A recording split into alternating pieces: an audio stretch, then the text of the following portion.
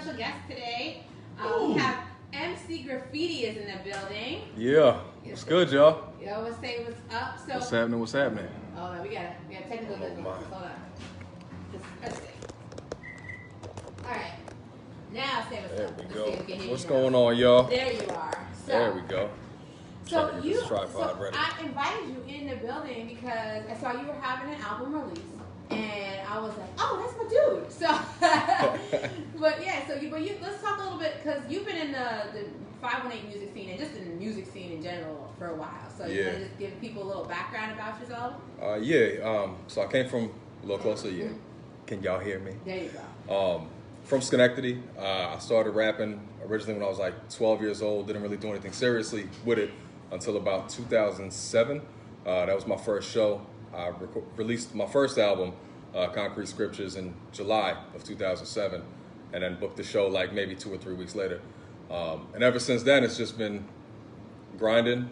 Did a lot of work with my group, Iron Bar Collective. We did tours, did a whole bunch of fun stuff, recorded a lot of music. My first time seeing you was at Beat Shot. Yeah, so I've been rocking with Beat Shot since Beat Shot 1. Originally, True Master, he caught my album from a mutual friend of ours back when he was working at the museum. And he was like, yo, man, I'm doing this event. I want to see if you can help me out, do whatever. So he hit me up. I helped him get something set up. I rocked a little spot. And ever since then, and True's the homie. So I gotta say, I've been to Beat Shot. I'm a huge fan. I'm a huge supporter. I've actually even performed at Beat Shot at one point in my crazy life.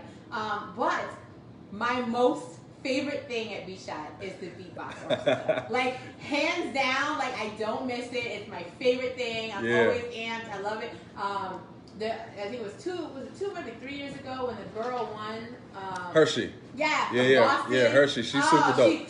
She's doing crazy things right now. Oh, she was so dope. She's absolutely crushing it right now. It's fantastic. Oh my gosh.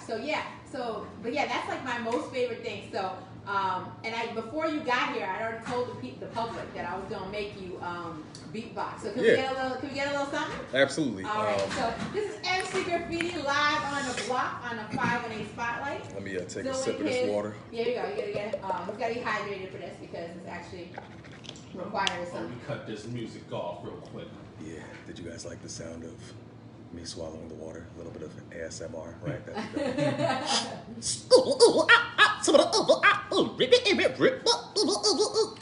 Rocket.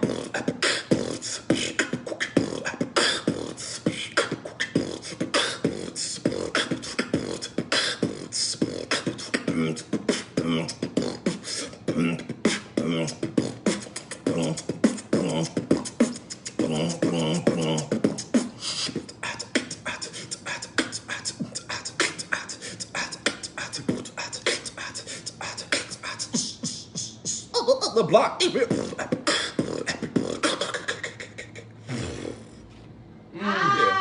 what I'm talking about. Where are our sound effects? Where they are? I'm like, excuse me, get your clap sound effects together from Emcee Graffiti.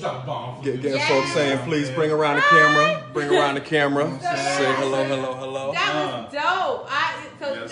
He's super talented at what he does. So, but we will talk to you some more, but I kind of want to get to, we have one of your songs that is going to be, so you're having your album released this Friday. Yes. Right? You want to tell the people just kind of how this process worked for you and this album, what makes this album different from your other albums that you've done? So this is my first album in about 10 years. My last album was 2007, like I said. And then it was mostly just working on features. I was doing a ton of features over the last decade.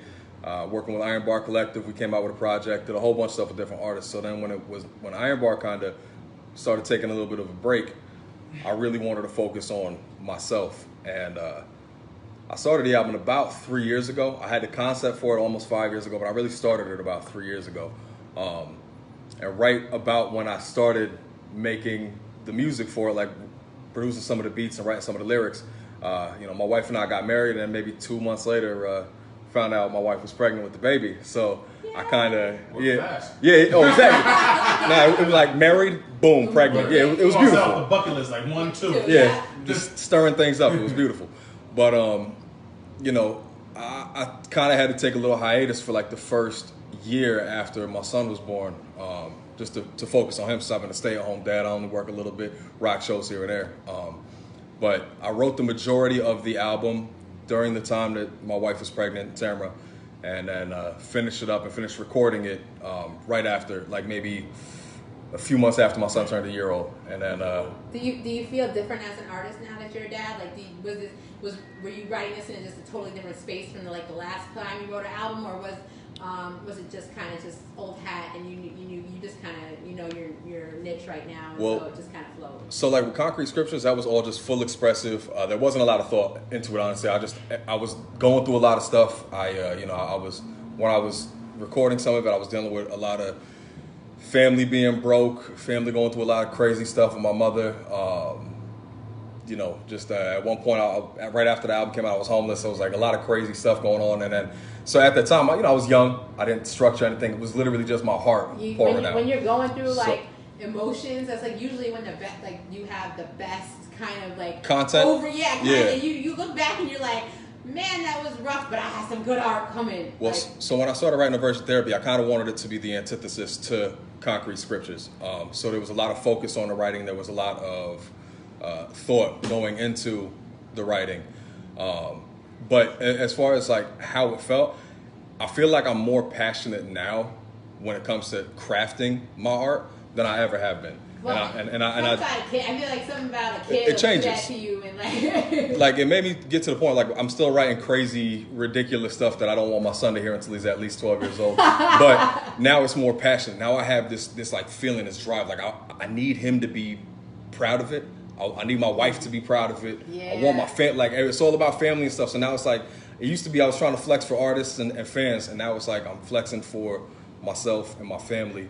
And also my fans. I absolutely, anybody who hears Aversion Therapy, let me know what you think. And, How much inspiration does your wife and your son play on this album? On this album, it's kind of a mixture because I started writing, I had concepts for a couple parts before my wife and I got married. But there are a couple tracks, specifically the very last track on the album, my wife and son had a huge impact on. There's a track that's featured with JB on there. Shout out JB. Dirty Moses. Yeah. Right. And my son coming into the world, finding out that I was gonna be a father was a big inspiration for that song in particular. So there's a few on it that they were a big influence for. All right. So what about the one we're about to play for you right now? What was the?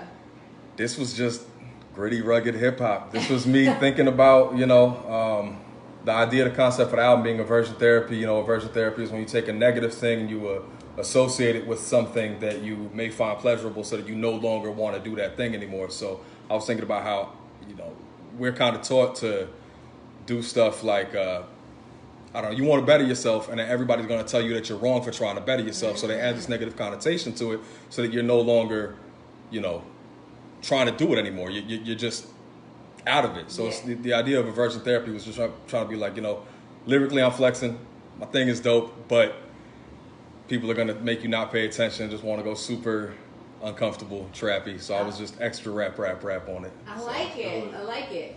So I'm gonna let you introduce your track off your new album, Aversion Therapy. So go ahead. Emcee Graffiti, track Aversion Therapy. There's a music video on YouTube for it. If you just search Emcee Graffiti, and that's EMCEE. Graffiti, Aversion Therapy, nice little black and white artsy joint. Enjoy. Produced by Scott Chambers. All right, let's get it. Aversion Therapy.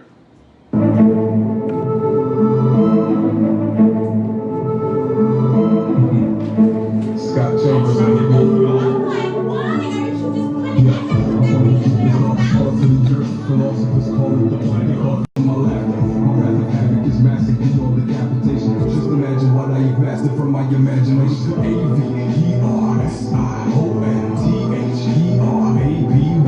AVERSIONTHERAPY, perfect for scaring the masses and turning you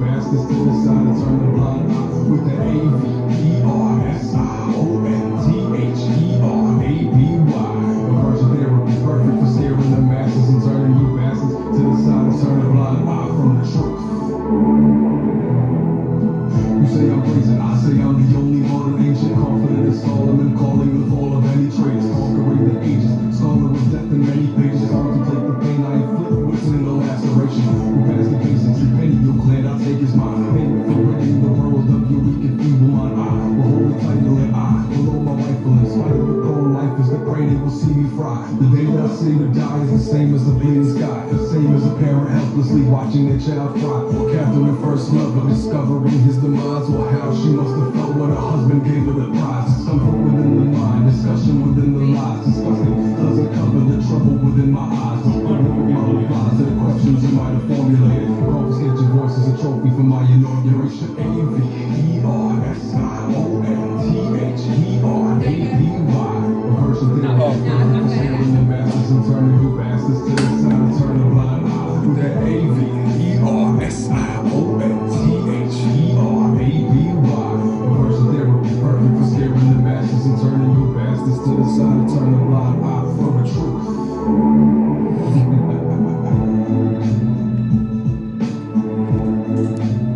Hi, Animal Cracker.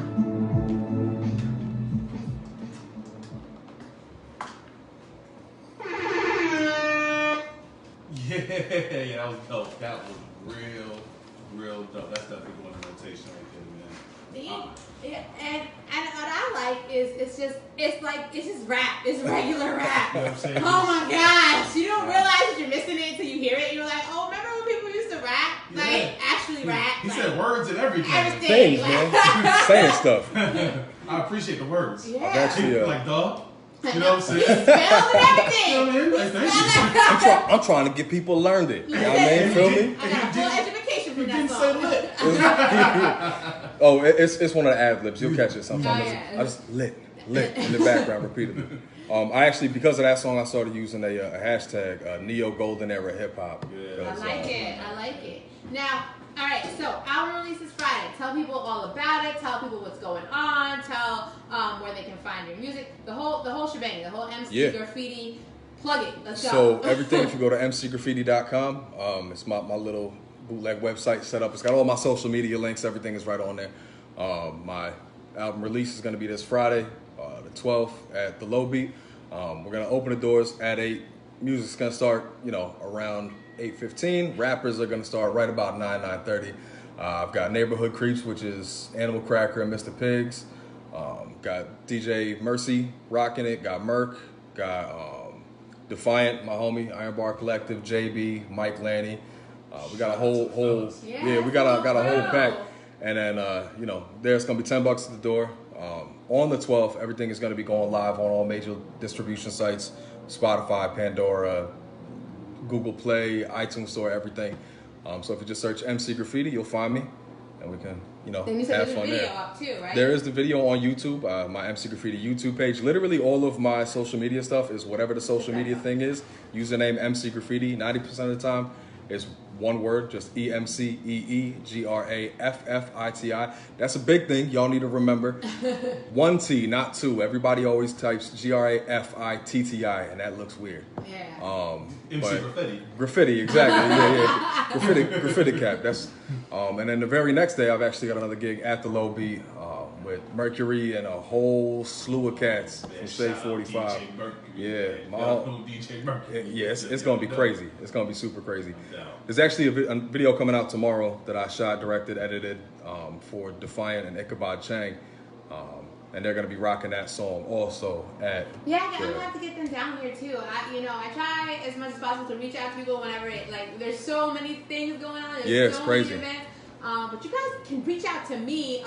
People do it. It does happen. But if not, make sure you go to the WCAA Facebook page or Instagram page. Slide in our DM there. And again, the WCAA webpage will be coming soon, so we'll be notifying you of that. But you guys can find out, you can contact us because we actually play independent artists. So, which is beautiful. Yeah.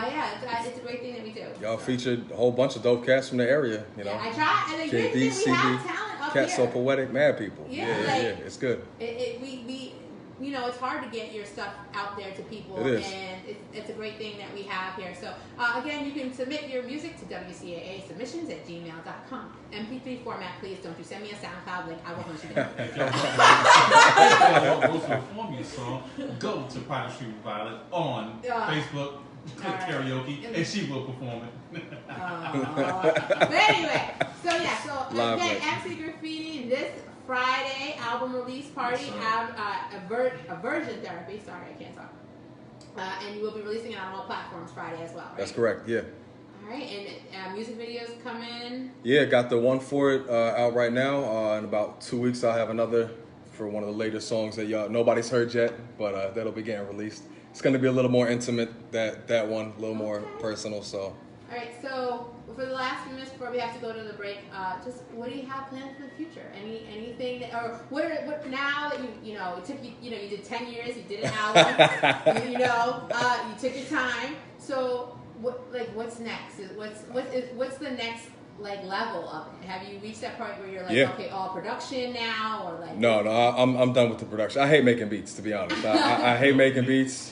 Completely hate it. I love writing. I love marketing. I love promotion. I love doing all of that, graphic design, video shooting, all of that. I hate making beats.